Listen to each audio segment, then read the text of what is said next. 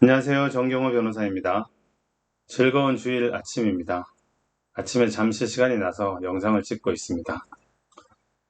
블로그 9월 23일에 썼던 계약 해지 관련 사례를 잠깐 말씀드리겠습니다. 계약 이행 중에 부득이하게 계약을 해지하는 경우가 있어요. 예를 들면 부동산 매매 계약에서 계약금을 지급했는데 어떤 다른 매수인이 갑자기 1, 2억 더 주겠다고 하면 계약을 해제하는 경우가 있죠. 일시적 계약은 해제라고 하고요. 지속적 계약은 해지라고 합니다. 이 사건은 공사 하도급 관련인데요. 전기 공사 하도급이에요. A사는 공장 설비 라인을 공사 중이었고 그 중에 전기 공사를 B에게 맡겼고 B는 전기 공사 중에 핵심 프로그램 구성을 C에게 맡겼습니다.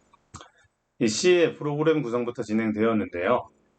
A가 먼저 설치를 완료하여야 했던 배선 작업에 지연이 있었고 플로우 차트를 수차례 변경해서 C가 진행이 늦어졌어요. 그래서 중도금 지급을 일찍 요청하였는데 이 B는 A에게 처음 공사를 맡긴 A에게 우리는 더 이상 여력이 안 되니 C에게 지급한 계약금 외에 계약금은 돌려줄 테니 A가 알아서 하시라 이렇게 하고 빠지려고 하였습니다. 그때 A의 요청으로 A, B, C 3사가 모여서 A가 중도금을 조기에 지급하고 추가 비용도 부담하기로 했습니다.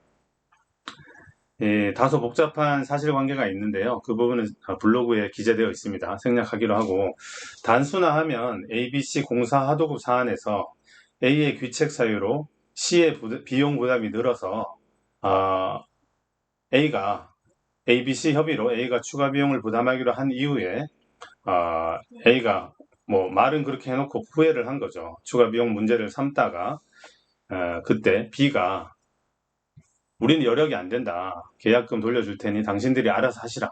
이런 식의 말을 했는데 결국에는 A가 B의 이러한 의사표시를 이행 거절의 의사표시로 생각하고 계약 해지를 한 사안입니다. 그런데 결론은 계약 해지가 인정되지 않고 원고의 청구가 기각되었습니다. 판례를 보면 이행 거절이라는 것은 미리 이행하지 아니할 의사를 표시하는 경우로서 이행 거절의 의사가 명백하고 종국적으로 표시되어야 한다고 하고 있습니다. 쉽게 말해서 잘 인정 안 해준다는 거예요. 법리적으로는 있지만